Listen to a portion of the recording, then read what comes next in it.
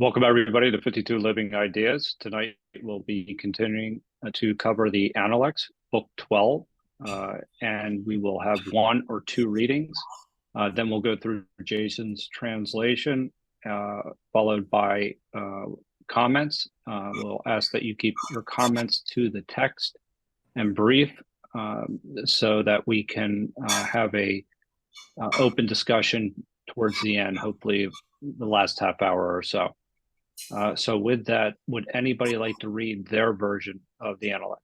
So that today we start with book 12 and then let's start from chapter 1 and chapter 2, which are related. So anyone want to read your translation?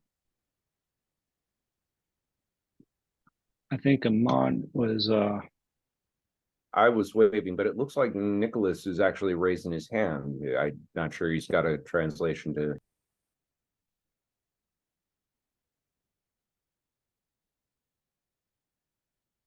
unmute, Nicholas.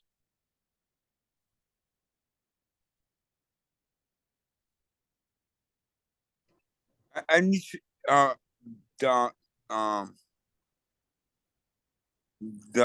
the doc sent over to me. Chapter 12, doc, chapter 12 sent to me. The PDF. Oh. DLC. I'll send that to you. Yeah, I'll send that to you right now. And then the DLC. If you don't mind. Hey, why did you get out of here, Dick? Why don't you, Amon, just go ahead and read your version, and then I can do that. We'll come back. Thank you. Excuse me. Analects, Book 12, Chapter 1. Yuan asked about perfect virtue. The master said, to subdue oneself and return to propriety is perfect virtue. If a man can for one day subdue himself and return to propriety, all under heaven will ascribe perfect virtue to him. Is the practice of perfect virtue from a man himself, or is it from others? Yuan said, I beg to ask the steps of that process. The master replied, look not at what is contrary to propriety. Listen not to what is contrary to propriety.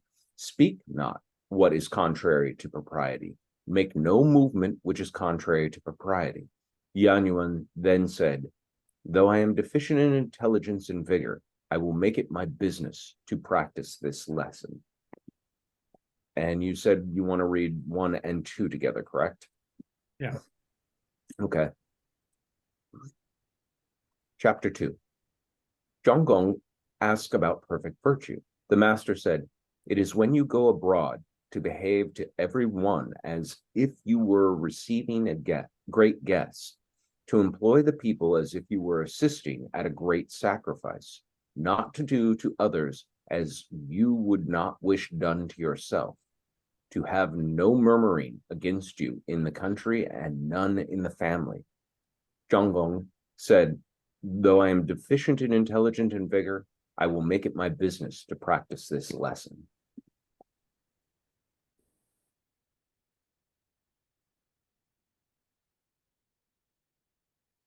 Okay, let me share my screen and then.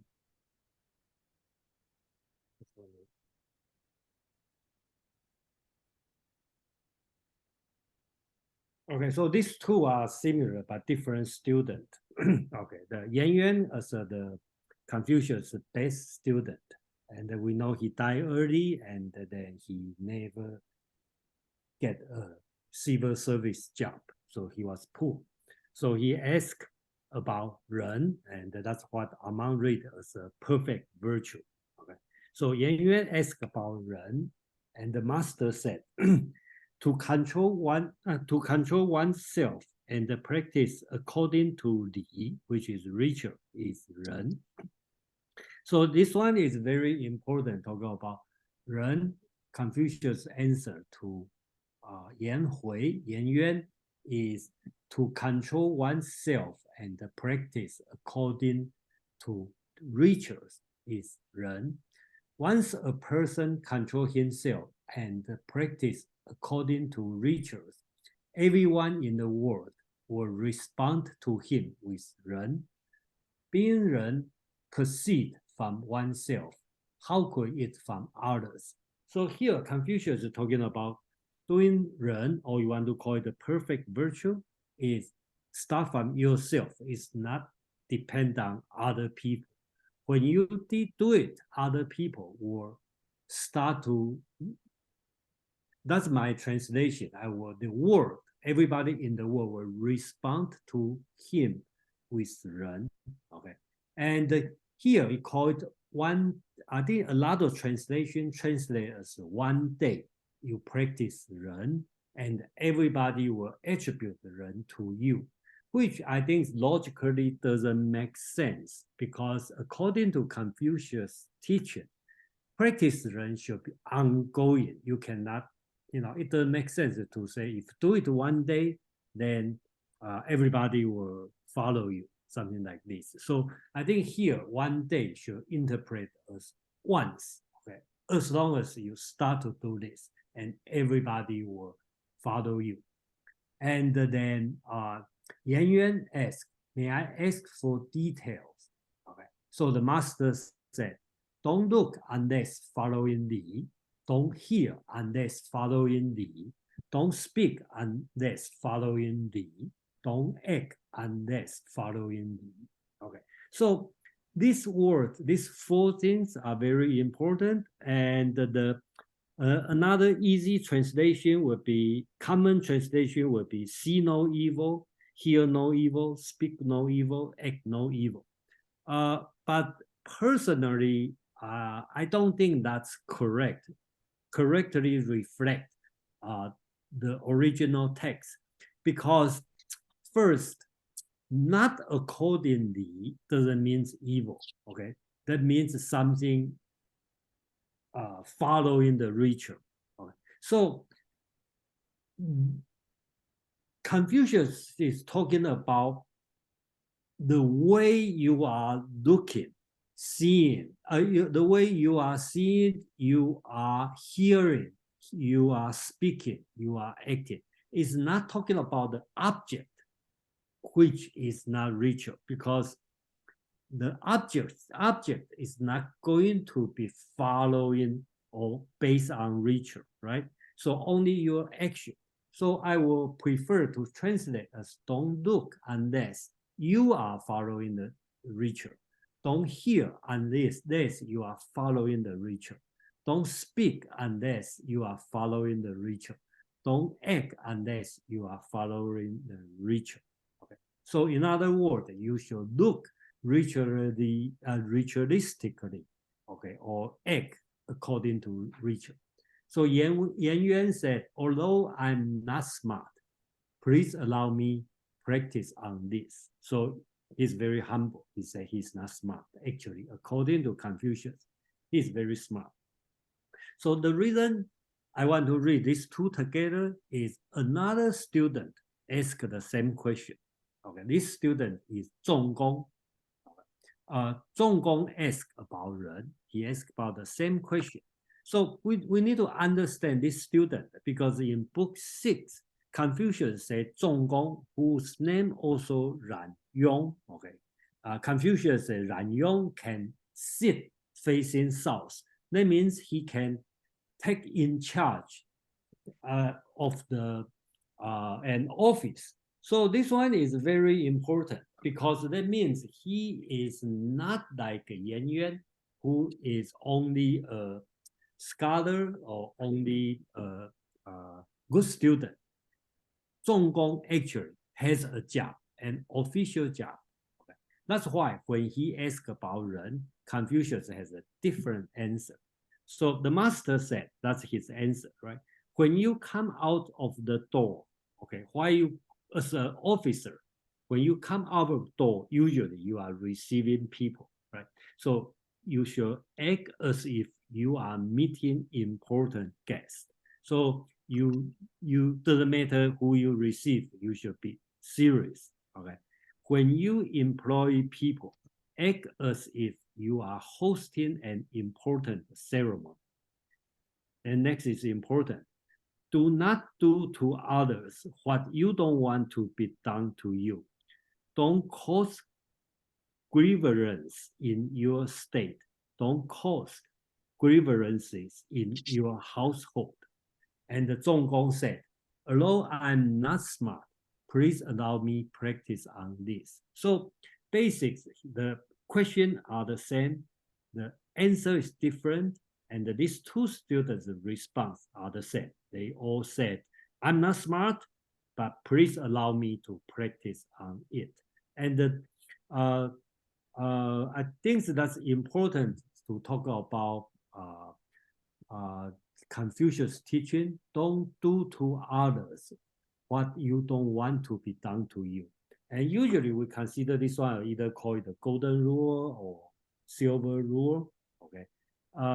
But I think Confucius talk about this on the certain circumstances, because Zhong Gong is not just a regular people. He is doing the government job.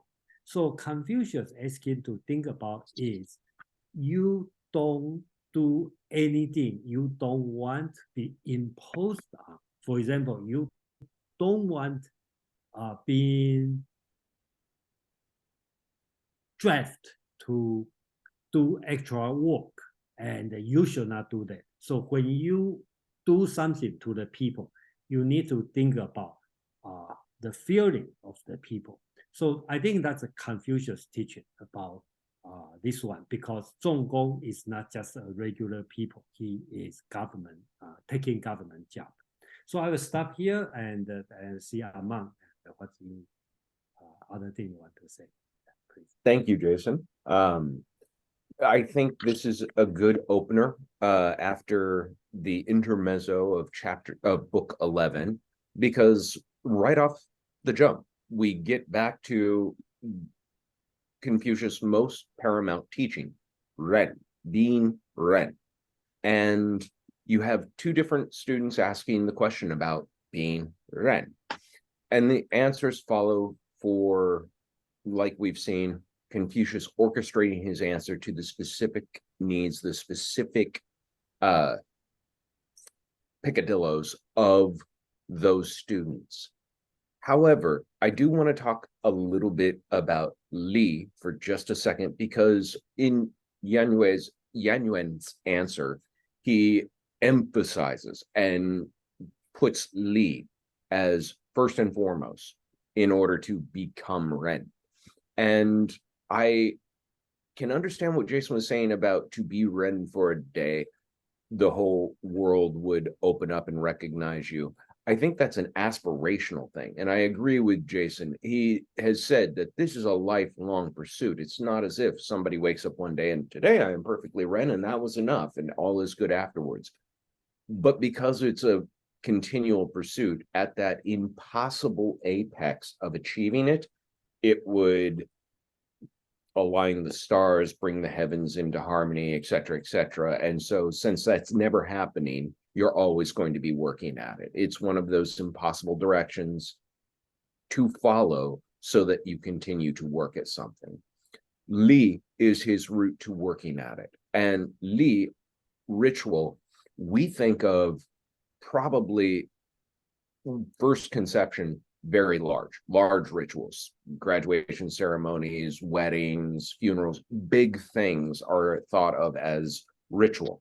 But there is ritual in everyday life. And his answer to Zhong in the second half, when he's talking about how to treat people that he's receiving or meeting or interacting with, is actually a reiteration of Li, but it's Li brought down to a smaller scale of when you meet someone in modern culture. You meet someone, you shake their hand, you introduce yourself, you ask their name. We have rituals of interaction that are spontaneous, natural. We do them very habitually without thinking about them. I see my brother, he comes over, I give him a big hug.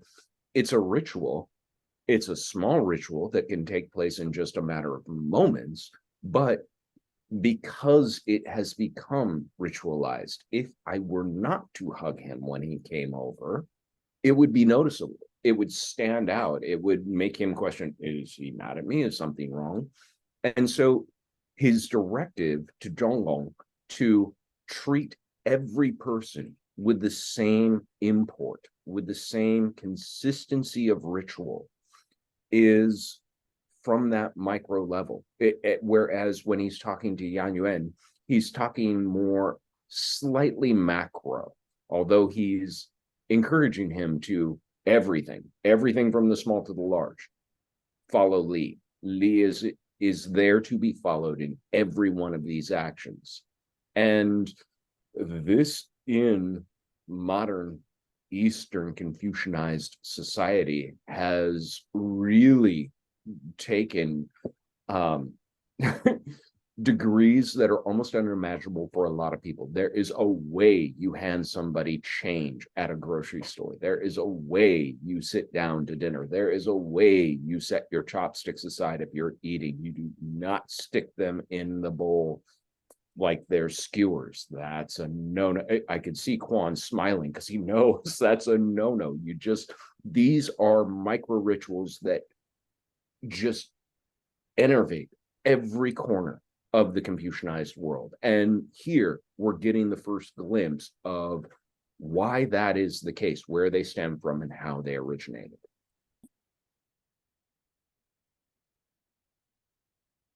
Thank you, Amon. So now we'll open it up for comments. Does anybody wish to comment on either of these two chapters in book 12, in the opening chapters?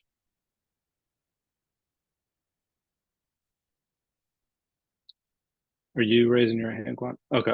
I didn't. Yeah, okay. I thought you were. Kevin and Quan. Quan, go ahead. After you. No, go ahead, Kevin. Oh, okay. For me, first, I wish Amon and Jason explain more about the Li, right? They hear, I understand the Li. First, put others first, other people first. They generally heard maybe golden rules. I'm going to read the golden rule. Actually, have wiki page. The golden rule is the principle of treating others as one would expect to be treated themselves. You might understand, if I want to somebody treat me like I'll treat them. So sometimes if I'm powerful, I'm rich, so it's hard to another side can treat you back. I see the arrogant from the golden rules. Another way from this platinum rules I put on chat, it's I would say very similar to the Confucius 己所勿欲，勿施于人.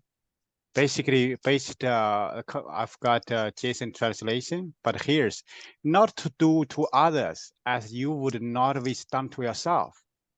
Don't do it if you don't want to be treated to other people treat you. Don't harm them. Don't hurt others if you don't want other people hurt you. So it's the platinum itself. Here's do unto others as themselves would have done unto them. I understand. I want to treat somebody. Somebody won't be treated as. That's I would say from this. I also explain Li. What's the Li? Respect others, speak their language, not on own language. Learn their culture, custom. Yeah, get to know each other, not just from the look down. So, yeah, thank you.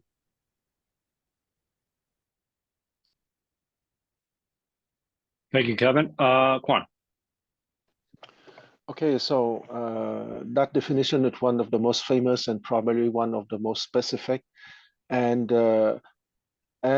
I like the two parts, okay, because conquer yourself and return to Li, and it's exactly the division of the 4 books and the 5 classics, because sometimes you have very short comments that are the absolute summary of all the classical culture of a specific civilization, the Chinese one in this case.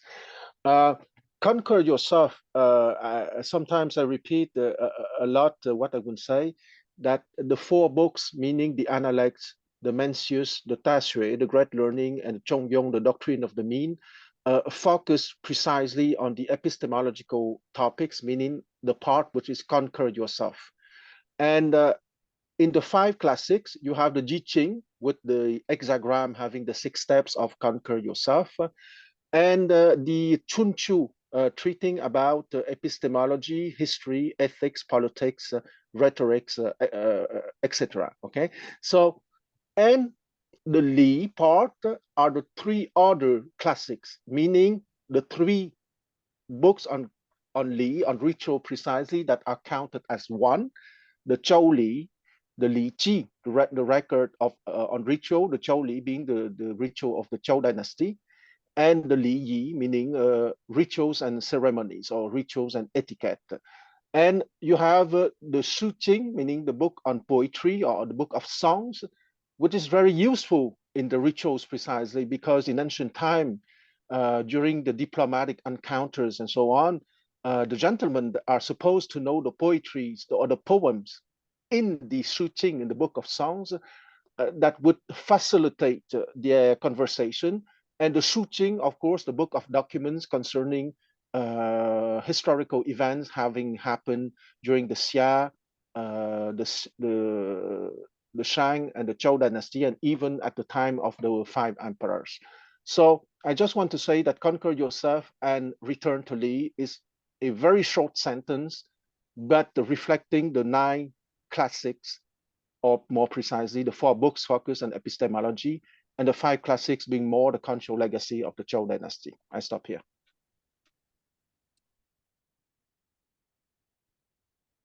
Thank you very much for that, Juan. Does anybody else have any comments about chapter 1 or 2? I will just maybe ask a quick question regarding, this seems to be also when anybody talks about overcoming themselves, I think about the epistemological aspect of it, as Juan was just talking about, in the sense that there has to be a logic and rational way of thinking about things and understanding yourself. So I kind of see where Confucius, when he talks about in this particular passage of aligning your words and your along with your, what was it that he said specifically? It was look at what is was it? Look not what is contrary to propriety. Listen not to what is contrary to propriety. Speak not what is contrary to propriety. Make no movement which is contrary to propriety. Which is the way I look at that is, just aligning your actions with your words. And so there has to be a, and I guess that's what you're getting to, Quan, about the epistemological aspect of things. Yes, but I would say that it would be the results in your behavioral dimensions. What is important is that behavioral dimension is not a robotic behavior, but it's the spontaneous. Okay, I would oppose robotic or automatic to spontaneous. It would be the spontaneous shining forth of your soul if you truly travel on the epistemological journey. Okay, I think that I said last time that in Chinese families or Eastern Asian families, often the children or the teenage are told by their parents, if you truly understand why you have to act like this, of course, it's much better. So we hope to educate you in a way that you deeply understand why you have to act like this.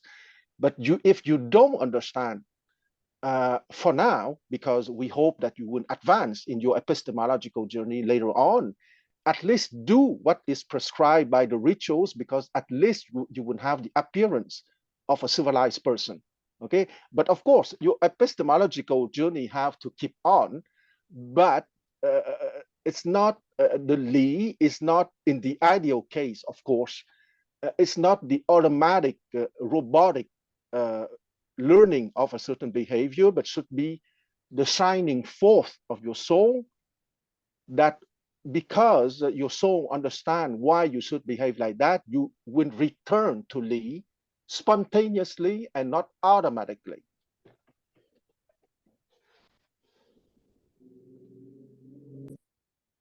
Thank you, Quan. Does anybody else wish to comment?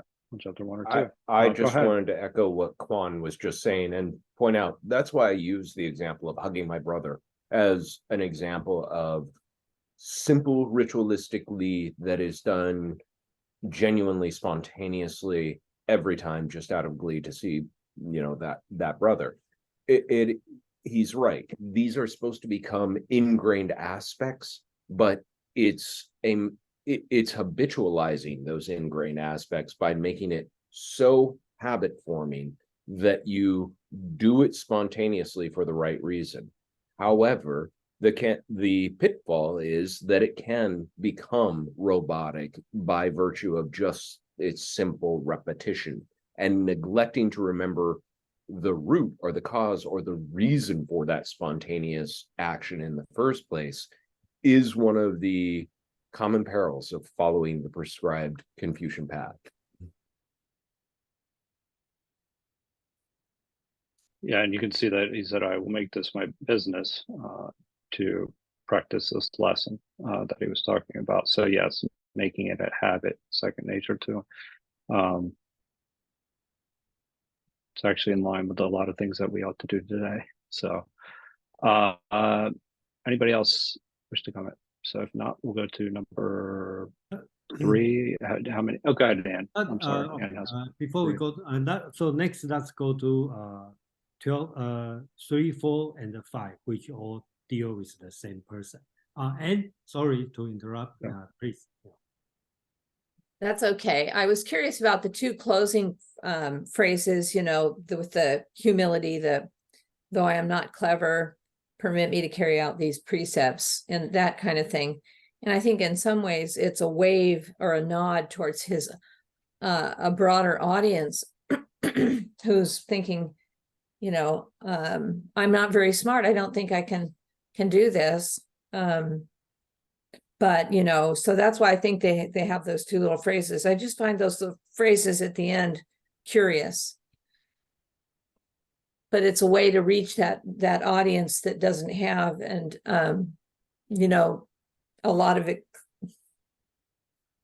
who may feel like they're not clever enough, but nonetheless, they can do this as well.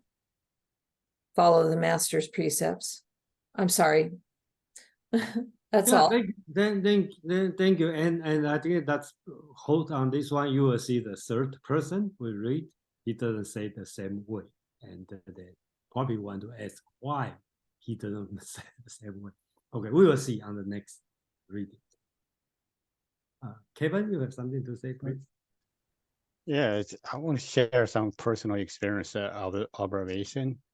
And I would be following up the from a table manner. Normally, elderly go first. We make food, and sit to the place, and also on the middle or something is good. Then, yeah, that's also. You walk to a street, see the high, you know, it's the same. In the humanity, I would say always similar. It's similar to Western world too, North America. Many years ago, I heard one from my landlord. Chinese people know religion. It's crazy. So, that time, okay. Here's it make me think that something. No religion could be do the bad thing. Yeah, maybe. So nowadays, when I read this book, see, it's basically embedded your gene or culture. Those things, from Confucius practice already in part of a culture. It's in Eastern even. And also, that's also speak something very quiet. Eastern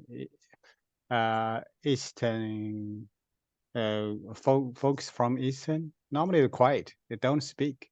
They prefer doing first. Then, speak louder. Thank you.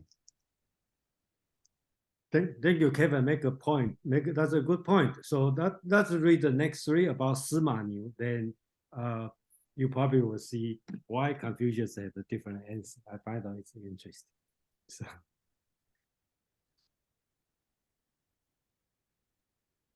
So shall we read? Does anybody wish? Yeah. Does anybody wish to read? I can pull it up. I believe Nicholas has his hands up. Go ahead, Nicholas. You need to unmute.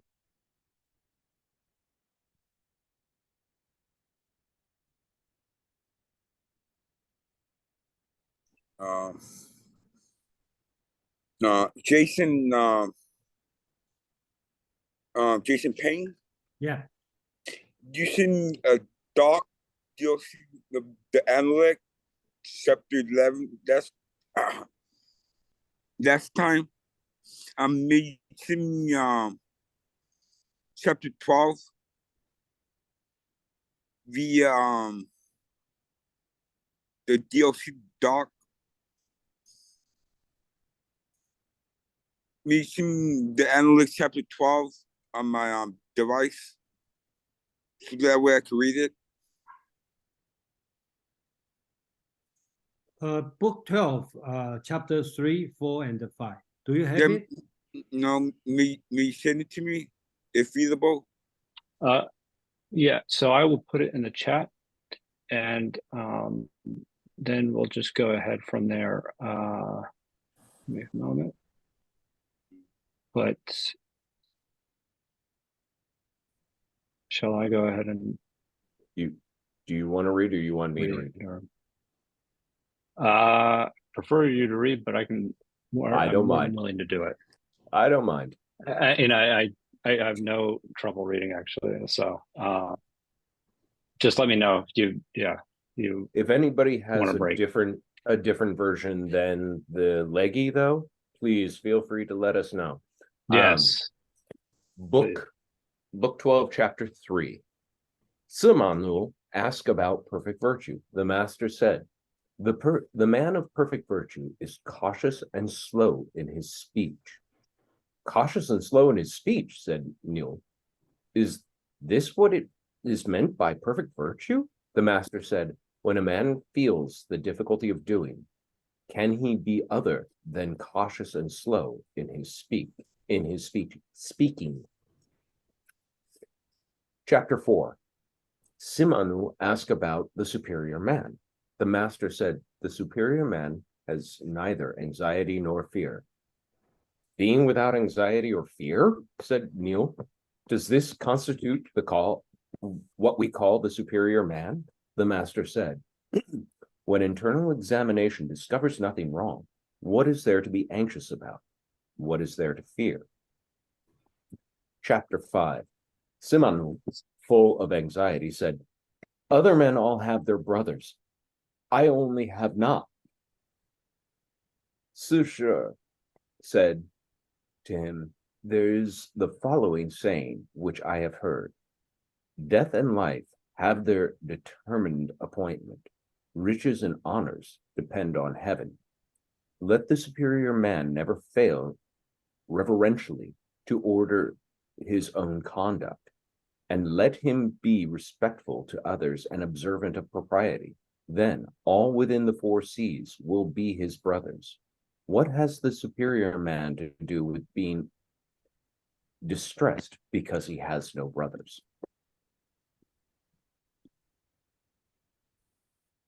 Okay, so chapter 3, chapter 4, and 5 all deal with the same person, and his name is Sima Niu. Okay, just a little bit background. Okay, Sima Niu, if you go back to, I think it's in book 7, there's a guy called Huan Tuan, okay, very strange name. He want to kill Confucius, okay, Confucius escaped, and then in the state of Song, and then that's the person, and Huan Tuan is Sima Niu's brother. Okay, so yes, so kind of two brothers. One is disciple of Confucius. One want to kill Confucius. Okay, so that's the situation. Okay, and then Sima Niu asked the same question, right? Ask about Ren. Okay, so that's back to Kevin just mentioned. Okay, some people talk too much and not act enough, because the previous one we see Yan Yuan and zhong gong, they all say I'm not smart. Okay, probably they mean I don't fully understand, but I will practice on that. Okay, and then you will see what's Confucius' answer to Sima Niu is different, right? Sima Niu asked about Ren. Confucius said, the person who is Ren speak with reservations.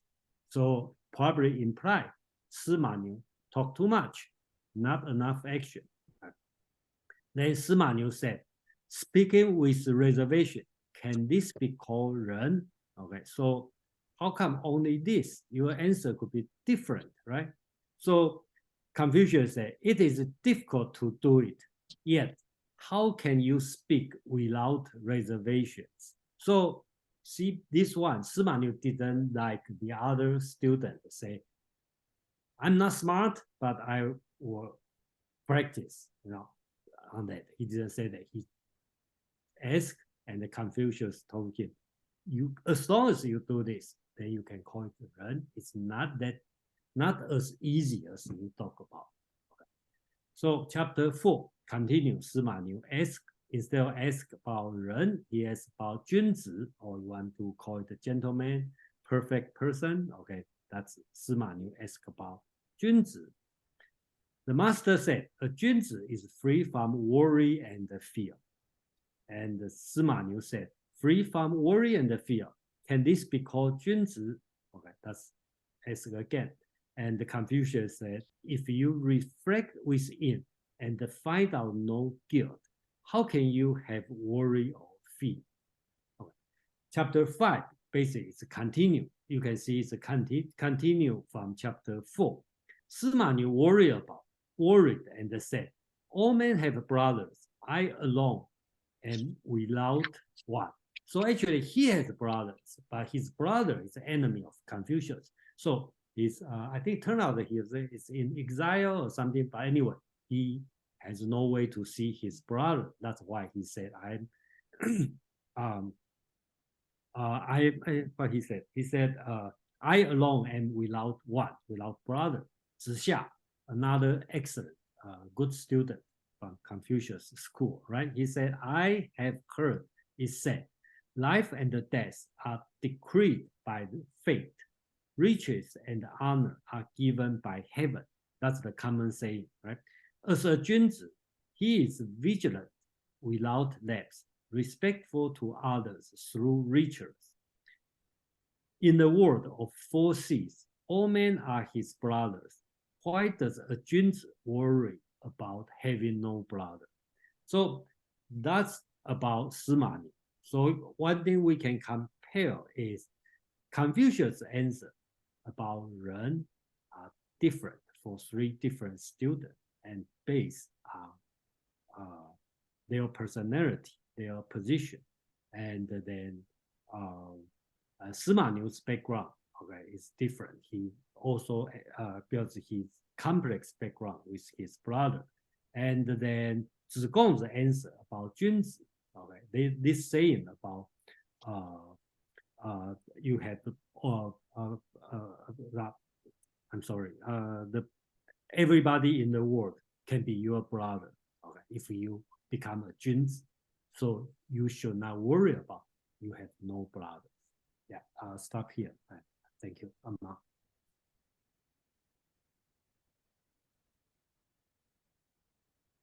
Thank you, Jason. I find this to be a little bit of a palate cleanser. The previous two ended with, as Anne pointed out, that refrain, you know, although I'm not smart, please allow me to practice on this. And what you could take away, if nothing else, is you better practice this. You need to practice. You got to stay and practice. Keep working, keep working, keep working, keep working at it. Here with Sima Nu, what we get is an antidote to that hyper vigilance, that idea that you cannot exist in sort of that heightened state of constant moderation when it is causing you to become an anxious and worrying person, when it causes you nothing but rumination over your actions. You're failing to get from the ritual, the li, what you needed in the first place, which is a conversion of your own internal self, your own internal motivations and impulses, because you've drowned out what the ritual can bestow upon you, whether that's gratitude, reverence, respect, shao, whatever values it has to offer you. You're missing them because all you're doing is constantly biting your nails about, did I get the mat set just right? Did I bow low enough when I entered that room? Did I hit every little mark absolutely so perfectly that nobody can ever hold it over my head? And Sima Nu is walked through the process of letting go of some of those anxieties, letting go of worry and, you know, that sort of constant rumination. But then at the end, he's not talking with Confucius. He's talking with Zaisha. And he's lamenting that, you know, everybody's got a brother in this world. I'm all alone. I dedicated myself to this. It's really led to nothing. All I do is study. I managed to do the tea ceremony perfectly and nobody cares. I don't have anybody I can look up to or speak to, or a sibling that I can, you know. And his buddy and Zaisha was telling him, you do this well enough, not letter perfect, well enough, all the world will welcome you as a brother. You just have to get into the spirit of it and see it for what it is. That's kind of the takeaway message here. So I like these three chapters together after the refrain to, even if you're not smart, practice it. Even if you don't understand it, practice it. Even if you don't get it, practice it. Now you're saying, okay, practice, but try and remember why you were practicing in the first place, what the reason for shaking hands was. Yes, it's so I make sure you don't have a dagger up your sleeve, but also it's because that's the polite thing to do when you meet somebody and you want to make them feel welcome. You want to draw them into you. Practicing these rituals are designed to do that. So let them do that. And don't be worried about, oh, I think I squeezed too hard. I think I shook his hand too long.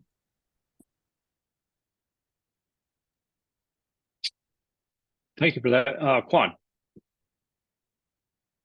Yeah, thank you, Amon, for that comment, because I would make a comment that is a little bit chauvinist about the tea ceremony precisely. The guy from Hong Kong and from Southern China is, in me, suddenly is awakened, because speaking of rigid rituals and ceremonies, the Chinese tea ceremony as practiced in Hong Kong and Southern China is probably the most relaxed kind of tea ceremony that you can have in the world, well, in Eastern Asia, okay, compared to the Korean version or the Japanese version. So that was my little chauvinist comment, that's all.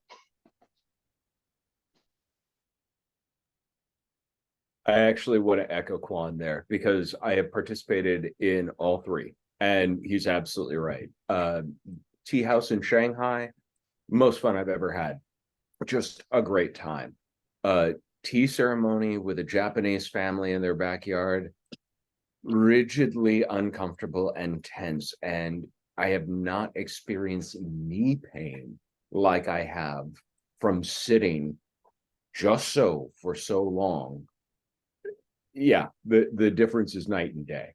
And so, yes, losing the message for the medium. I guess that's kind of the refrain here for Simanu and for any hypervigilant Confucian is don't get fixated on the li for its own sake.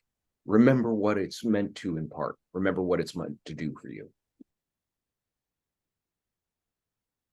I just have to interrupt this interesting subject about tea ceremony, because I have to agree in the Japan's tea ceremony probably too rigid, and that's according to Li, okay, and that's reflect I dislike the rigid of the Confucianism. So, and of course, it's very biased, and I really like the way Taiwanese do it because it's very, very relaxed. Because you can say there's a ceremony, but basics there's formless ritual. So that's just my biased view. And then, but one thing I'd like to talk about is about friends. I think we were not going to cover today, but just put a mark on that. The very last chapter of this book go back to the friend. Okay, so how do you make friend as a junzi? Okay, so there's two kind in Confucius world. I'm not saying I agree, but in Confucius ideal world, you have two kind of friend, right? One is a friend is drinking party. Okay, another friend is cultured friend according to ritual. So here, Zixia is talking about as long as you are a junzi, you practice ritual according to the everybody, every gentleman, every junzi will become your friend. So I will stop here. Thank you. Edison, let's hands up. Go ahead, Allison. Yeah, it's funny as when you're saying about Japan and the tea ceremony. I was in Tokyo and I went to the hotel swimming pool, and it was so funny because they had so many rigid rules about swimming. Because I tried to just walk out and they made me go back in, and I had to wear the kimono, I had to take a shower, I had to wear the little wooden sandals, and then you jump in the pool, and but like everything was very, very, very rigid. And then after being in Tokyo, I flew to California, and it felt so utterly liberating to just jump in a pool doing whatever you felt like. But what is also so interesting is that while you guys are sitting here talking about the tea ceremony, I've been watching Quan pour his tea. It looks so, lovely to watch. I had to mention that. I just have to say I'm drinking coffee, not tea. So.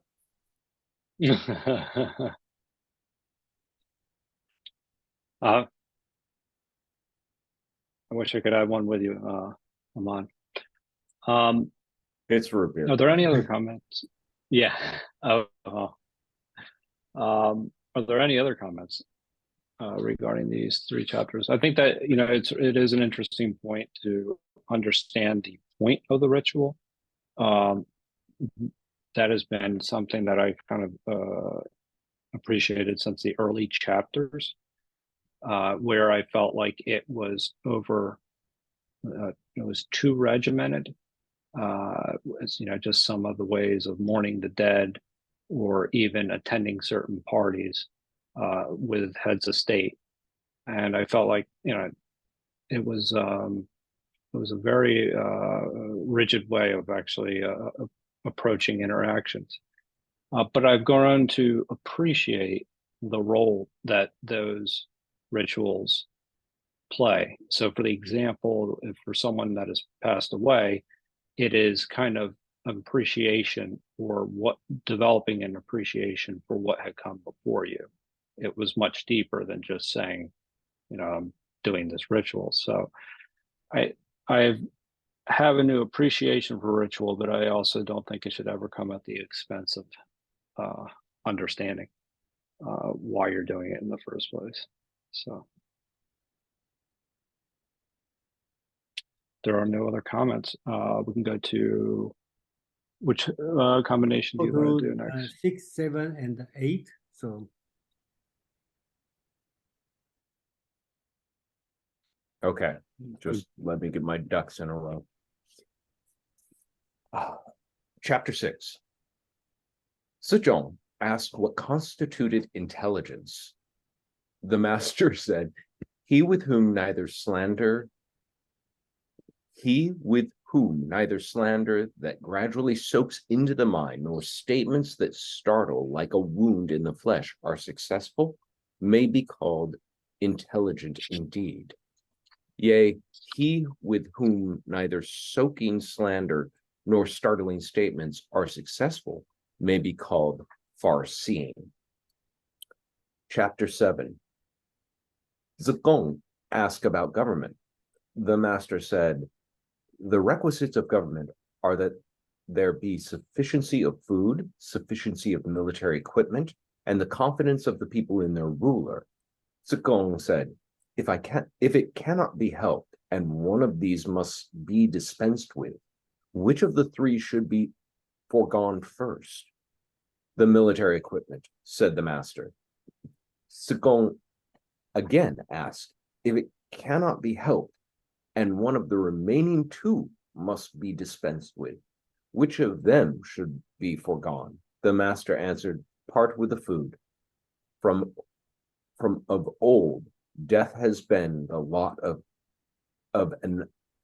any men. But if the people have no faith in their rulers, there is no standing for the state. Chapter 8. Sorry, give me a second. Oh, there we go. Chang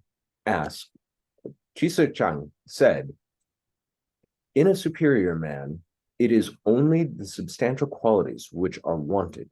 Why should we seek for ornamental accomplishments? Zhong said, alas, your words, sir, show you to be a superior man, but 4 horses cannot overtake the tongue. Ornament is as substance. Substance is as ornament. The hide of a tiger or a leopard stripped of its hair is like the hide of a dog or a goat stripped of its hair.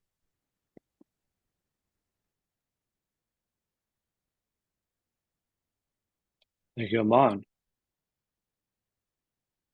Yep. Okay, I think it's probably a mistake. Sorry, I put the 6 and 8, 6, 7, and 8 together. I have to say this 3 to me is the most difficult 3 chapter to translate in this book. And like chapter 6, I even just before the meeting, I reread. I find I'm not happy with the one I did and among modified, and I read it again. I think let me do it again. So sorry about this one. So please let me know.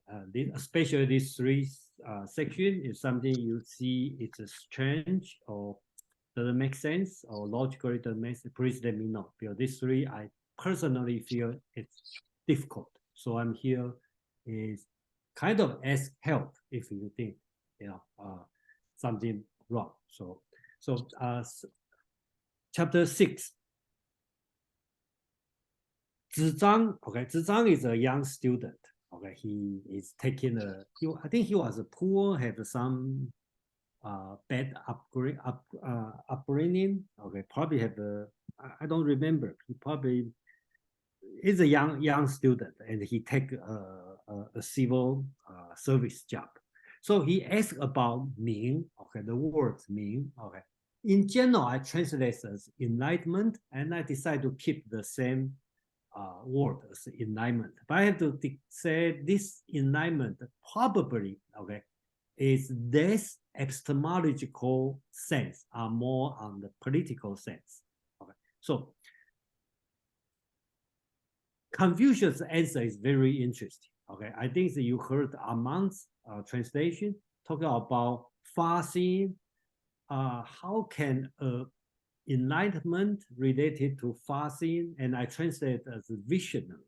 So basics, it's from the book of document. It talks about only the enlightened man can be visionary. So if you want to see far, you should see clear. Okay, so that's the question Zhang is asking. Okay, so Zhang asks about enlightenment. He means see clear. Okay, that's an understanding. Okay? This kind of thing. So the master said, do not act according to the standardless words in your ear, penetrate in your ear, and accusing statements around you. This is called enlightenment. Then Confucius repeat again, do not act according to the slanderous words in your ears and the accusing statements around you. This is called visionary. So basics, Confucius is telling Zhang, they have a lot of slender words will penetrate. He used 浸润之前. That means something will permeate, go inside you or your mind or your ear. And the people will attack other people. And this kind of words, will be around you. Don't listen to this. And that means enlightenment. That means you see clear. And don't listen to this kind of slanderous word. And then you will become far-seeing or you will become visionary. That's my interpretation of this text, which is, I don't know, you tell me, how do you think about this one? So that's the chapter 6. Chapter 7, I think this one is interesting. Zhong asks about governments. The master said, sufficient food, sufficient military force, and the trustworthiness of the people. 3 things, right? So here Chinese call 民信, okay, people trustworthiness. So I don't know. Okay, actually by the words, we don't know. Confucius is talking about the people, the common people, has the virtue of trustworthiness, or does the government being trusted by the people? Okay, because from this I cannot tell. Okay, Confucius is talking about the virtue of the people or talking about the virtue of the government. So from this one, I cannot tell. But I just have to assume Confucius is talking about the trustworthiness of the people. He's talking about that's the virtue people have to practice. Okay, that's my assumption. So I will read the translation and then you will see how does it work. Zhong asked about governments. The master said, sufficient food, sufficient military force, and the trustworthiness of the people. Zhong said, if I had no choice but to give up one, which of the 3 should be first? The master said, giving up the military. Zhong said, if I have no choice but to give up another one, which of the 2 should be first? So he means that right now there's no military. I only have food and the trustworthiness. Confucius answers, giving up the food since ancient time. That means that's a good example, right? People may die, but people cannot conduct themselves without trustworthiness. So this one is very similar to in the Bible, right? When Jesus had the first temptation by when Jesus is hungry and the Satan asked Jesus to convert the stone to bread.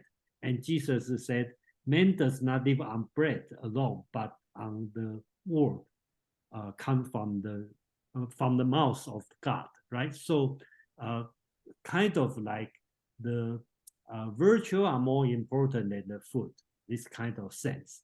So that's my interpretation on this one. So three things: food, military, and the trustworthiness, and we can consider as the virtuousness, the virtue of the people. So the most least important is the military, the strength, right? And the food is the second. And the most important is the virtue, which is trustworthiness. Chapter 8. This one also has a difficulty for me because the word "wen," okay, there's many meanings, and some in today's world means literature, could be culture, could be education, and then I know Dr. Eno constantly translates this word as a pattern, and he writes a lot about why this word must be pattern. But to this point, I'm still not convinced. I think I mentioned this one before. So I generally would like to translate this word as elegance, growth over, culture, education, cultivation, this kind of meaning. So please let me know how do you feel, or do you have any good words, okay, for this, okay. So 集子成 I don't know who is 集子成. Ji Cheng is a minister of the state of Wei. Okay. Ji Cheng asked. Ji Cheng said, "A 君子 only needs to be his true self. Why should he need elegance?" Again, elegance. I use the word elegance. It could be in Eno's translation, would be pattern, or you can call it education, cultivation, because you put 质, and or sometimes you want to say the substance, right? One is your nature, and one is your education or your culture. So Ji Cheng said, a 君子 only to take care of or have a good nature, have a good self. And why does 君子 need 文, which you can translate as culture, education, cultivation? Then Zhong, the answer, he kind of like angry on this kind of statement. He said, "What a shame you have described the 君子, okay? Even the horses cannot keep up with your tongue." So basically talk about you speak too fast without thinking. Okay, the words out, even the horse cannot catch up. So that's a famous metaphor because you are talking without thinking. So Zhong said, elegance is one's true self. So basically Zhong is talking about the culture or elegance or education are your true nature. So in Confucius' point of view, your true self and your educated self are the same, because when you educate, you will change yourself. This one makes a significant difference between Confucian school and the Taoism school, because in the Taoism, we're talking about go back to your true nature, and the Confucians were talking about education, culture. That's why Zhong is talking about elegance is one's true nature. He's not talking about which one is similar. He's talking about when you educate, cultivate yourself, you will change to different kind of person, right? So one's true nature is elegance. One's elegance is true nature. Okay, then he used another metaphor. He talked about the hide of a tiger or leopard without hair is the same as the hide of dog or sheep without hair, right? So you know the tiger and the leopard have a beautiful hair, okay? and then dog and sheep has, not so colorful hair. So the hide, the skin are all the same, only the outside will be different. So he also, zhong is also talk about everybody's nature. It doesn't matter. After you educate, you do something, you will become different person. So I think that's the zhong's comment on this one. So I hope it make it clear, and then to me, this 3 chapter is difficult to translate. And then I will stop here, and Aman, please. Thank you, Jason. And I'll agree with you. These 3 chapters present quite the challenge. Though I do like the decision to use enlightenment for me, because it's apropos and it doesn't have to carry with it the sort of Buddhist connotation of enlightenment as the parinirvana step. It simply could mean an enlightened ruler. What is a person who's good at this job, who's thoughtful, who's visionary? But it's interesting to me. This, in some respects, feels the most Wu Wei of most of the passages in the Analects. And what I mean by Wu Wei, for those who were back with us when we did the Tao Te Ching, that is the directive of non-action that Taoists constantly refer to. Here, you have this repetition, a very long repetition. Do not act according to slanderous words in your ears or accusing statements around you. That statement is repeated twice in the Chinese. And so twice there's a call for do not act, do not act. And it is that do not act that has echoes of Wu Wei from Taoism. But here, what I find interesting is that the call to not act is a call to not act predicated on loose lips, on gossip and glib talk, or things that just seem to startle and shock you to want to action. So he's saying, don't let the fact that somebody tells you something, the modern version of this, because you saw it on the internet doesn't make it true. Don't just jump when you get the impulse because you see or hear something that motivates you. Be thoughtful about it. To me, that I think enlightenment is a great way to think about that. And I would encourage people to do that while scrolling through social media. Chapter 7, I had an in-depth argument actually about this chapter. Having just done the edit on it, I was then drawn into a discussion about virtue ethics. And I want to make this as clear as possible.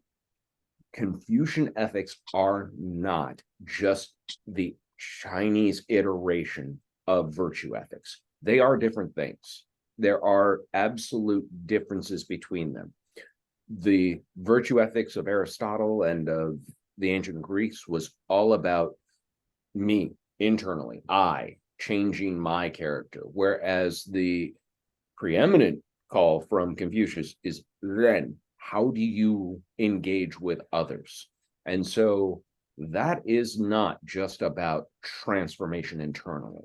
Having said that, this is the most virtue ethicist of the passages where he talks about sacrifice the military, sacrifice food.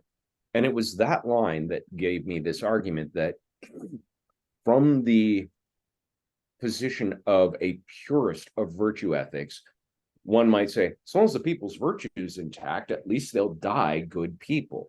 And that makes you a good governor, which is abhorrent to me. I can't swallow that pill.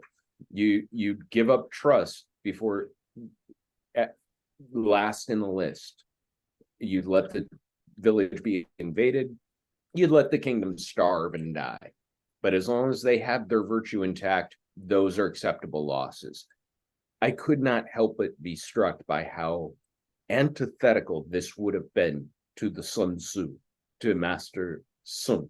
because he said the military is the most important matter of the state. It's an issue of life or death, and it's only something people should engage in the most dire of conditions, but it should be maintained. He had these in almost reverse order. I don't care if you trust me. Make sure you're feeding me. And if you're feeding me, we can house a military, and that can keep people safe long enough to be satisfied. My argument with my friend went on and on. And we talked about trust in government as a historically scarce commodity anyway. So there's a bit of idealism here.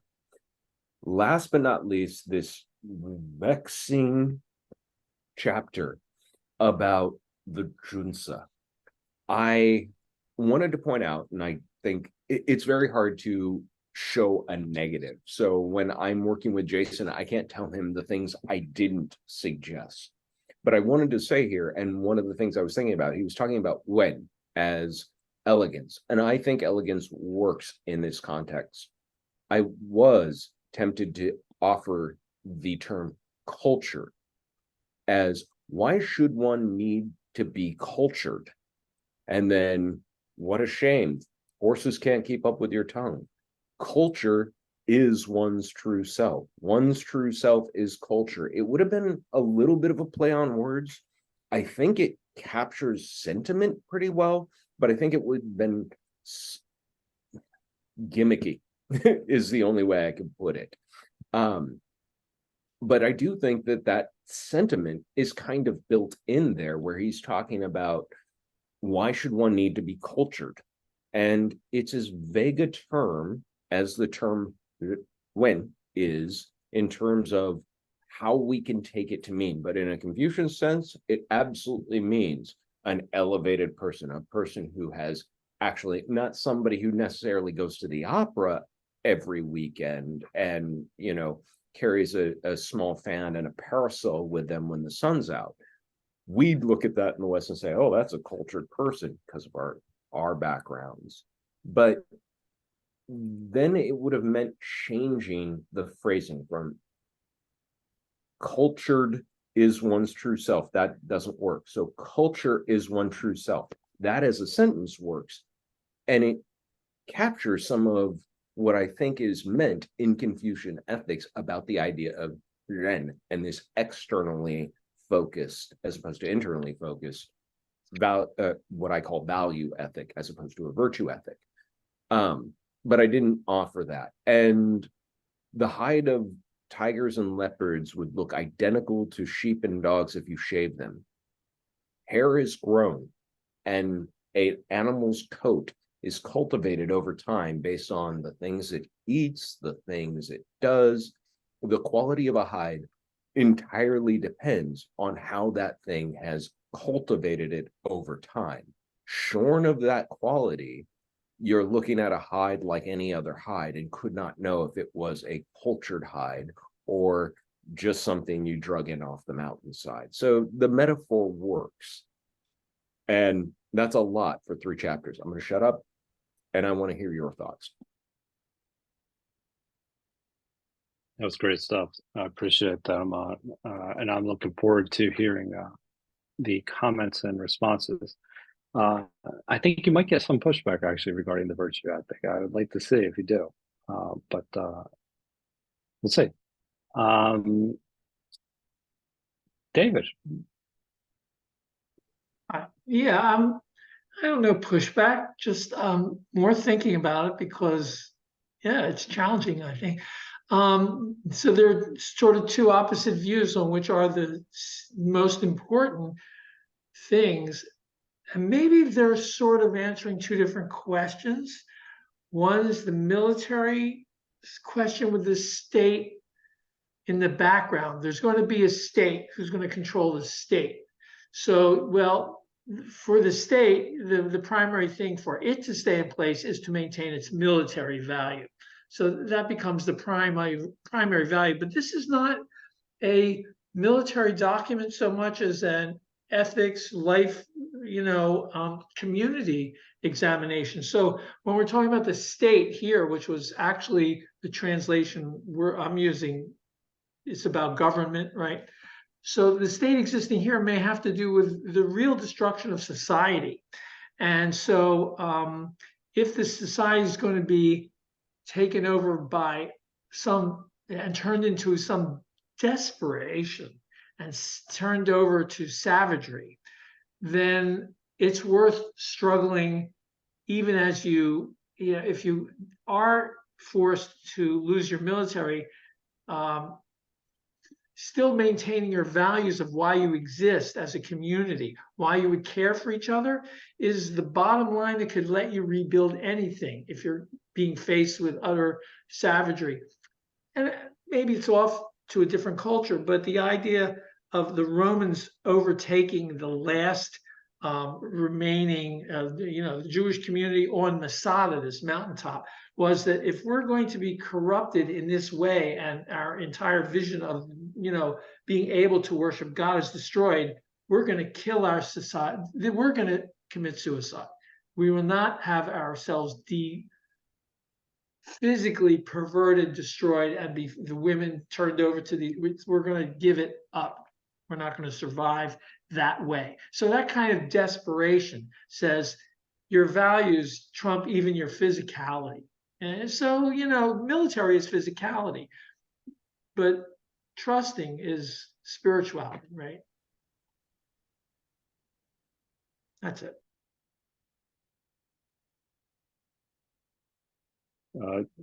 Do either of you wish to respond, or we'll go to Quan? Okay. Quan. Okay, I think that the 3 paragraphs are very down-to-earth paragraph, because if we look at 6, 7, and 8, 6 is about discernment, or if I may, judgment. Okay, specific judgment or practical judgment in specific situation. Because Ming also mean clarity. Okay, clarity of judgment, clarity about a specific practical situation. And the 7 is about governance, and the last is about the people involved in government.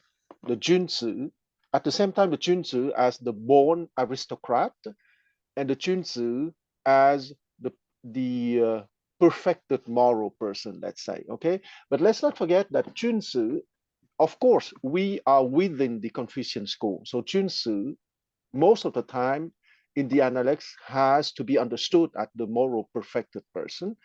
But let's not forget that the school was filled by aristocrats. Okay, so and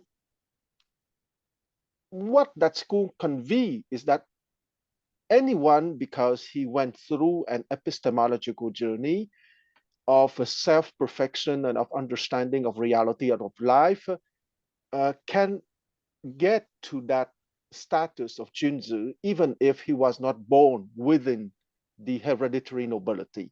But at the same time, let's be a little bit down to earth, and let's not forget that that school was absolutely full of born aristocrats.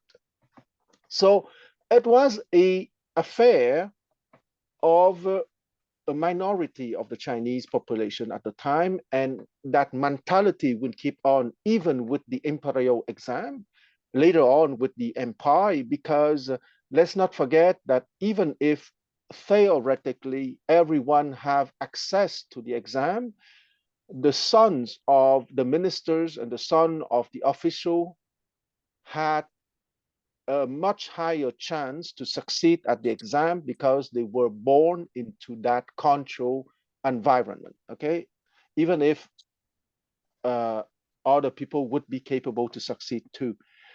And what I mean with all that is that Professor Eno said, provide the translation for 7, provide people with adequate food, provide them with adequate weapons, and induce them to have faith in their ruler.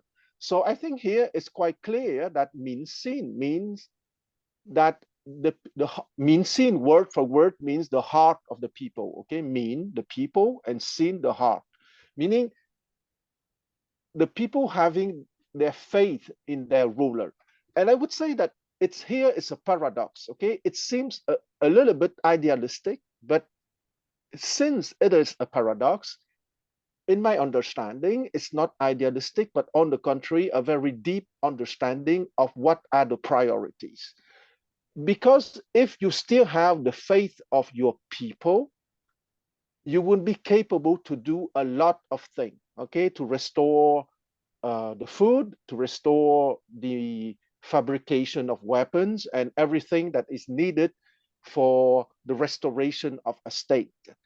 So it is not so idealistic. I prefer to see it as a paradox showing the deep understanding of what is the most important in a state, meaning the verticality that is maintained. Because you know perfectly that other than sheer violence, the best way to bring down a state is precisely to introduce a subversion. Okay, and subversion essentially is to break the faith that most of the people have in their rulers and in their intellectual class, if we use modern words. And I will finish with a comment on one and culture and education.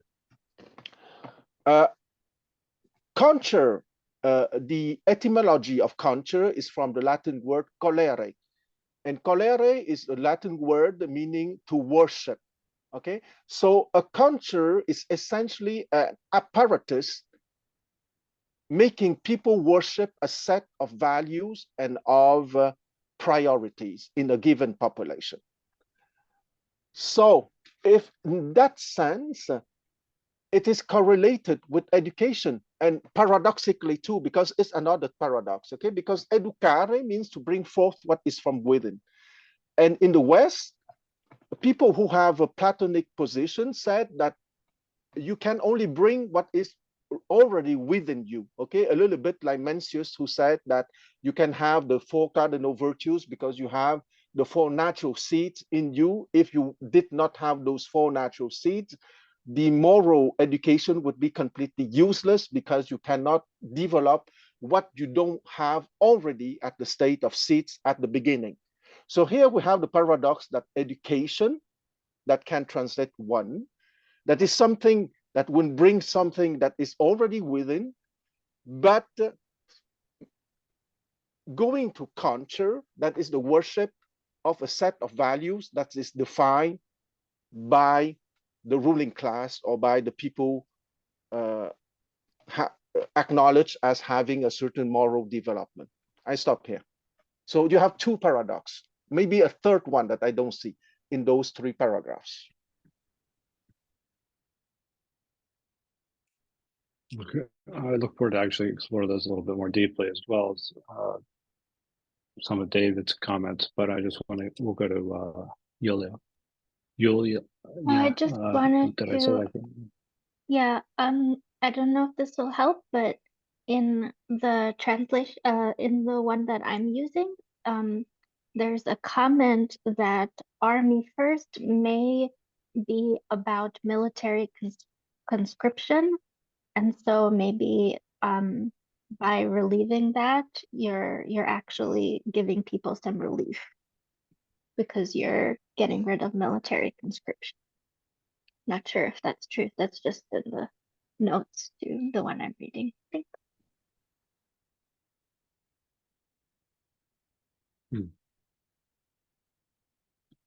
Go ahead, Ahmad. Yeah, I wanted to point out that Julia is actually right. However, I think we probably hear that and immediately think in much more narrow terms. Conscripted labor was the norm within ancient Chinese culture, that any state, any principality would conscript its peasantry to do labor, and that labor often would include military campaign work, building roads, dikes, dredging canals, et cetera. And so, yes, you could give relief by reducing that demand that theoretically could then be turned to tilling your own fields and taking care of your own needs. And because of that, there is certainly an argument to be made for if out of these three, two have got to go, or one's got to go, should it be the military, the food, or the trust? You can absolutely say the military.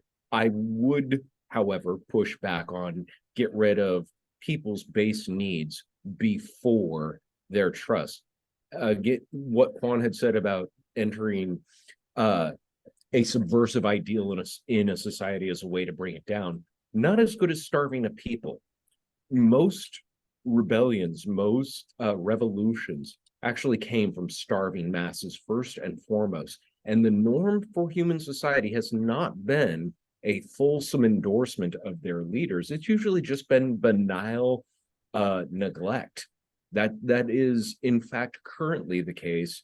Even if you look at how voting happens in most countries, you'll rarely get above 50% of the population to vote because most of the population really just have a negligent interest in their leaders. And that was as good as benevolent love or care for them.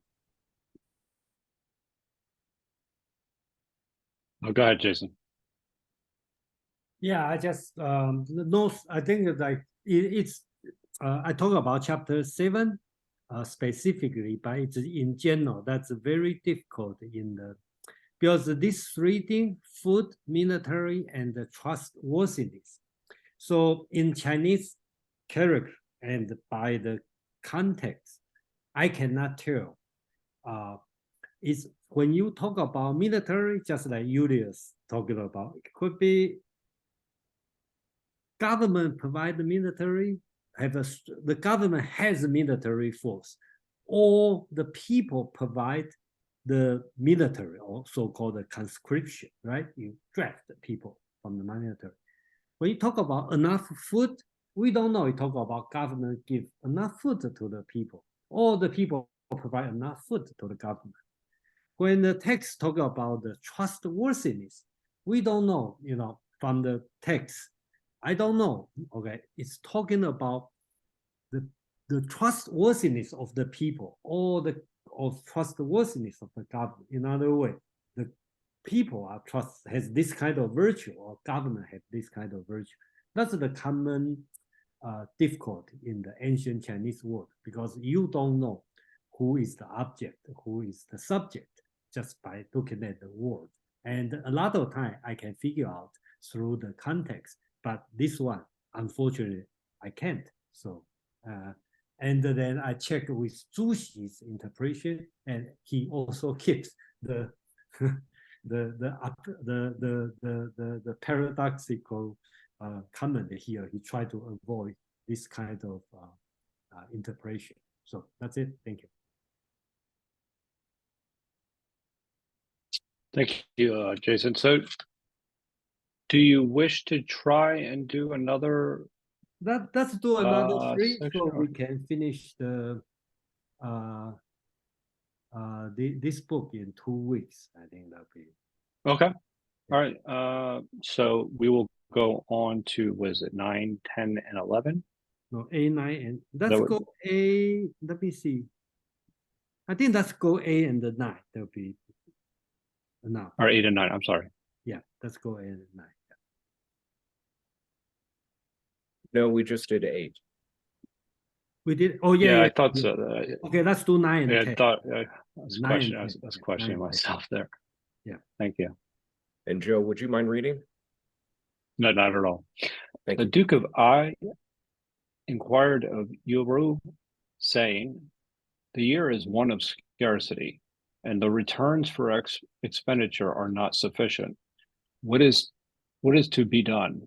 Yoru replied to him, "Why not simply tithe the people?" The Duke replied, "With 2/10 I find it not enough. How could I do with that system of 1/10? Yoru answered, "If the people have plenty, their prince will not be left to want alone. If the people are in want, their prince cannot enjoy plenty alone." Number 10, Zizang, having asked how virtue was to be exalted and delusions to be discovered, the master said, Hold faithfulness and sincerity as first principles, and be moving continually to what is right. This is the way to exalt one's virtue. You love a man and wish him to live. You hate him and wish him to die. Having wished him to live, you also wish him to die. This is the case of delusion. It may not be on account of her being rich, yet you come to make a difference.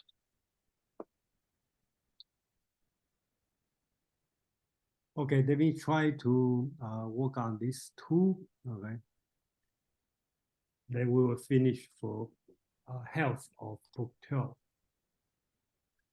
Okay, so this time we deal with Duke I of Lu, okay, and Yu Ruo. Okay, Yu Ruo, I think we haven't seen him for a long time, but it's in the book 1 and the book 3. There's a few words from Yu Ruo, and Yu Ruo, his name means Ruo. Ruo in Chinese sometimes I think means similarity. Probably because he and the Confucius looks alike, so people call it Yu Ruo, okay, similar. So after Confucius dies, and then the disciple kind of want to treat him like Confucius. That's some story about this, but basically he looks alike, okay, Confucius. So Duke I asked Yu Ruo, in years of famine, there is not enough for expenditure. What shall I do? Yu Ruo replied, why not tithe the people? Okay, because that's 10%, okay, of the people's income. Duke I said, when 2/10 I still don't have enough. How can 1/10 be enough? Yu Ruo replied, when the people have enough, how can a ruler not have enough?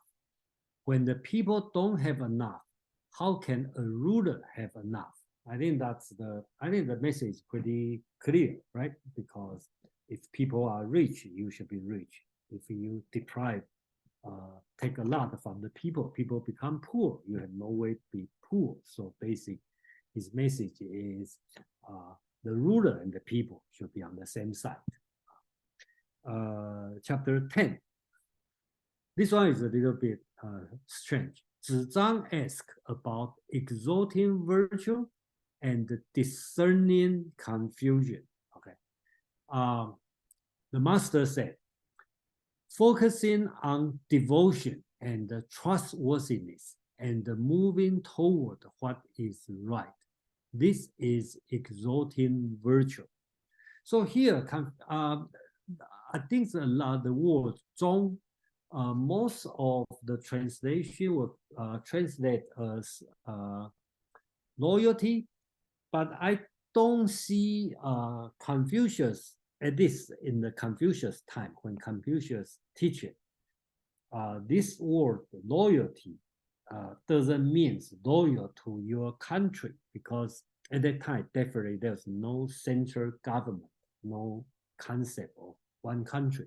So I think Confucius talked many times with zhong and xin. That means I would prefer translate as devotional and trustworthy, because devotional is to the job and the trustworthy is to the people. So that's why Confucius constantly put these two words together. So the master answer about exalting virtue is saying focusing on devotion and trustworthiness and moving toward what is right, which is called the righteousness, or you want to call it is your duty. This is exalting virtue. When you love someone, you want him to live. When you hate him, you may want him to die. When you want the same person to live and to die, you are confused. So Confucius, I think this this sentence a little bit strange, but my interpretation would be Confucius is talking about confusion, right? Why you are confused? Because you get emotional. So you need to kind of control your emotion. Otherwise, you will get confused. That's my interpretation, because after that, Confucius quote from the book of poetry. Okay, the quote say, "Really, he is not pursuing wealth. Okay, he just changed his mind." Okay, so a lot of commentators will say, "Oh, this verses is misplaced." Okay, because that's a mistake, because it doesn't match with the whole chapter. But not only me, some scholar was consider that's still correct, because Confucius constantly quote the book of poetry. It probably just like his style. So I think he quote this one because this poetry is called, the title is called "I'm Walking in the Wild." Okay, so basically it's talking about a young wife. Okay, she just got married, but her husband going away and probably fall in love with another woman. So she still love her husband, but she hate her husband fall in love with another woman. So she kind of singing the song and talking about she going away, is not pursuing wealth. She just changed his mind. So let's describe the young ladies or young wife's mind about hate and love. That's why Confucius quote this one. And in today's reading, we may feel like, it's not connected. But if we put in the background, I think Confucius is answering Zhang's question about virtue. He talked about devotional, trustworthy, and doing what is right, right?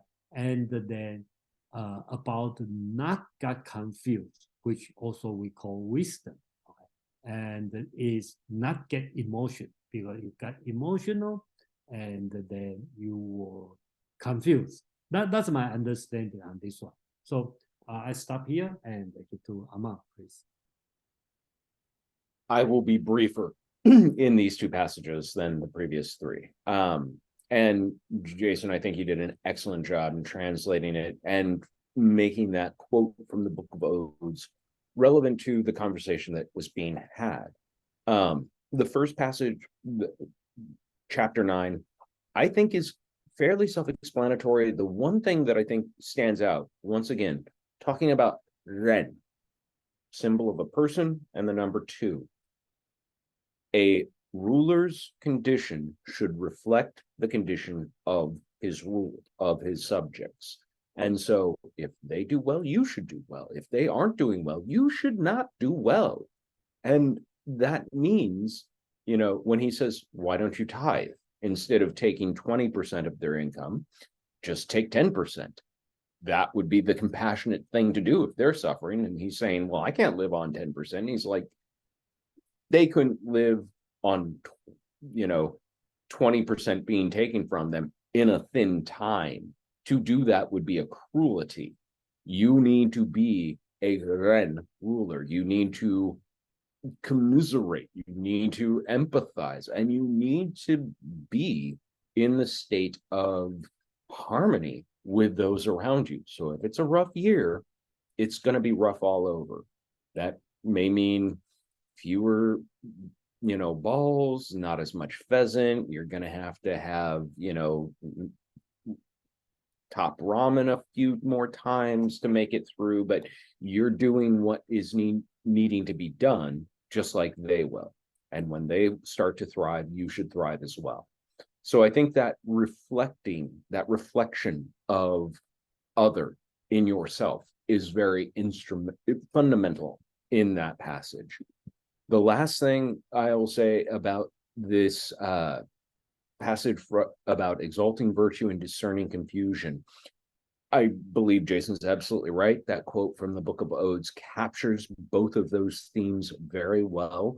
The other thing that I want to point out, though, is I think Confucius is encouraging zhong to not view things in absolutes, because you want someone to live, you want someone to die. That's a binary. It's absolute. It's all of one thing or all of another. And the quote that he gives of this young woman, he's fallen out of love with me or he loves me, but he couldn't be in some gray area in between. I think that what's at work here, like he says, you want the same person to live and die. You're confused. Any one of us would know that. We can't think in those terms of absolute, I want his death and I want him to live. Yet all of us emotionally have felt that before. And so he's highlighting what the state of confusion is, and also pointing out the absurdity of it. You will have to let go of this idea that it's either one thing or another in order to alleviate confusion. And you may have to embrace that, yeah, okay, maybe I want both, but that's just a feeling. What is it I really want? What is the discerning mind, the mind of virtue, actually think about this? And so, yeah, I probably actually want him to live, even though I wouldn't be terribly hurt if he sprained his ankle.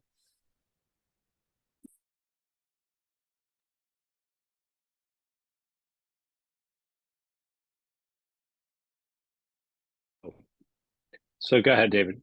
Very kind of you for the ankle. Right now, that was helpful, Amon. That was, I think, gave insight that I had no idea. It's very nice. I just want to ask if it's talking about the year of scarcity and excess expenditures for the government, and I assume that means all kinds of stuff other than pheasant. Really, I mean, we're talking about. Is it realistic to say large-scale plans, military projects, ideas of expansion? He's going to have to feed his troops noodles and not meat, right? It's cutting back the government expenditures too, right? Does it go that far? That's how it sounded to me. It's just a question. Thanks.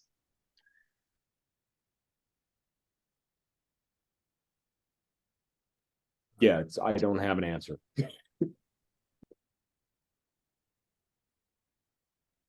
So we'll have to rely on Jason. The prince maintains the government, right? The prince is the government decider. No? Yeah, that's he. Do you remember at the beginning we talked about you need to do it, not just talk about it. So the question is whether or not the government really do it. When the people are rich, you are rich, and when people are poor, you are poor. It's really practice or not. And Kwang has the comment. Kwang, go ahead. There are historical records about the fact that a state going through a difficult period had asked a neighbor state to lend them money and grains and so on. Okay, it happened between the state of Qin and the state of Zhong, for example. And it could be, and sometimes it works and sometimes it doesn't work. And your neighbor also might be tempted to invade you if you go through a difficult year. But sometimes you have superior man as the prince of your neighbor, and he would lend you a helping hand, and it has been recorded in history. In the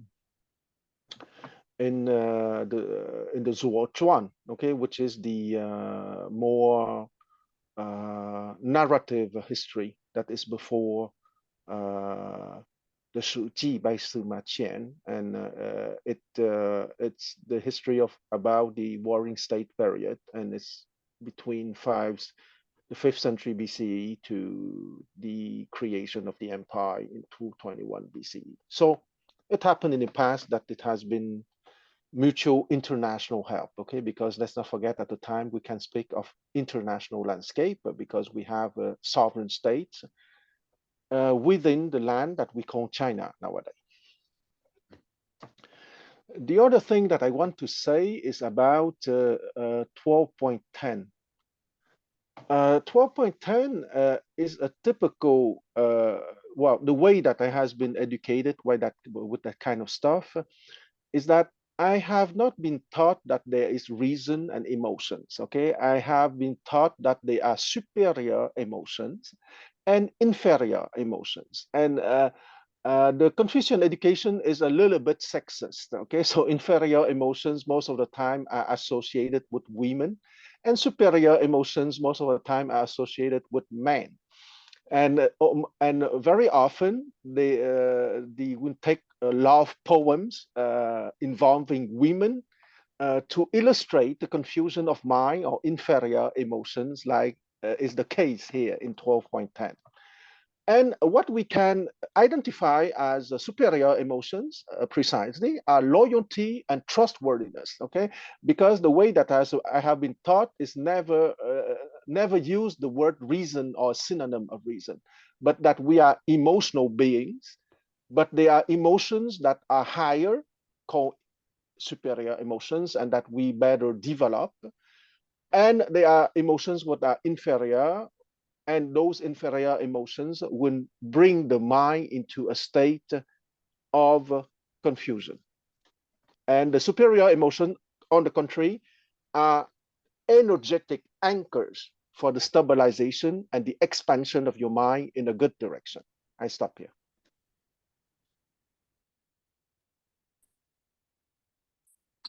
Thank you, Juan. Are there any other comments regarding any of the passages we covered this evening, or just a summation that you would like to make, or any observation or general observations regarding tonight's readings? Oh, go ahead, Amon. I'm going to go ahead and unpack just a little bit of what I was saying earlier about the difference between Confucian ethics and the world of ethics as understood from a Greco-Roman historical inheritance. The paramount drive of the virtue ethicists is to cultivate within them the proper virtues, proper according to Aristotle and then later Aquinas, etc., so that from having those internalized virtues, your actions in the world will be a reflection of those. Confucius doesn't say that exactly. He has a similar idea that you should have what Quan was speaking of as these superior emotions that you work on, that you develop, and your virtue, your character will enhance as a result of that as well. But that doesn't make you an ethical person. It doesn't make you a good person to have achieved pure internal benevolence. It must be enacted into the world on behalf of the other. Without engagement with another, whatever internal environment you've cultured is valueless. You might as well have, filled your body with gold and sealed it away on a mountain. It does no good for anyone. What you need to actually do is engage with other people. And occasionally that may mean that in order to act in a value that you have is in conflict with a virtue that is seen. The example I gave, I had this argument, like I said, extensively, but the example I gave was two parents, one child. One parent has the internal drive of, I must be a good father, or I must be a good mother. And therefore, developing that, everything they do reflects on, am I being a good father or good mother? The other parent's value is, I must raise a good child, a good person into the world. And therefore, their actions are geared towards that, to the exclusion of whether or not they are perceived as virtuous, as whether they are lauded. It's the good cop, bad cop kind of dynamic. The latter is an expression of Confucian ethics, externally focused, whereas the former is a internally focused, more akin to virtue ethics. That was the distinction I was trying to make there. And I'm not saying I necessarily feel either is superior to the other. It's just a distinction that I don't think we have the nuance in the realm of modern philosophical ethics to really slice the difference of. Aman, which one was the Confucian one, raising a good child or being a good parent?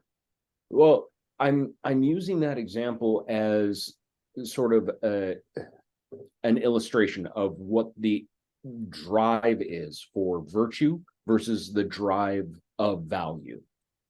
Values driving an action versus virtues driving an action. And I think of Confucian ethics as more value driven than virtue driven. Thanks.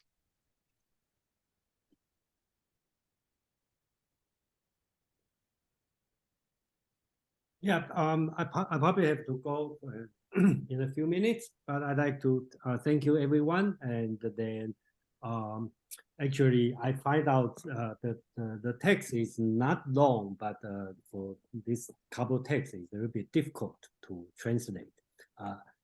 After hear everybody's comment, I start to understand, because it deals with virtue, and it's a very, very difficult subject. Which one philosopher I like the most is Kant. Okay, he writes 800 pages. Okay, just about virtue. So it's so different. But I really appreciate, like Aman talking about the external and internal virtue. It's very different. And then Huang talking about the chapter 10, right? It's also remind me during this time, okay, that's 1,000 years before Neo-Confucius. There's no rational, this kind of pure reason, this kind of thinking. So everything is more emotional. So basically, you talk about devotion, trustworthiness, righteousness. This all kind of superior emotion, which you should do it in the proper way. And they have another kind of inferior, emotion, which will make you confused. So I think that's a very difficult subject, and they make me understand why when I translate this word, this book, make me feel like very difficult, because I think the virtue is itself is a difficult concept. Different time, 2,000 years ago to today, different culture, Asian, Indian, Western, Greek, they're all different. And the process is fundamental different. That's why it makes it difficult. And I really appreciate everyone to join. And I hope next week we can finish book 12 and then we move on book 13. Okay, thank you, everyone.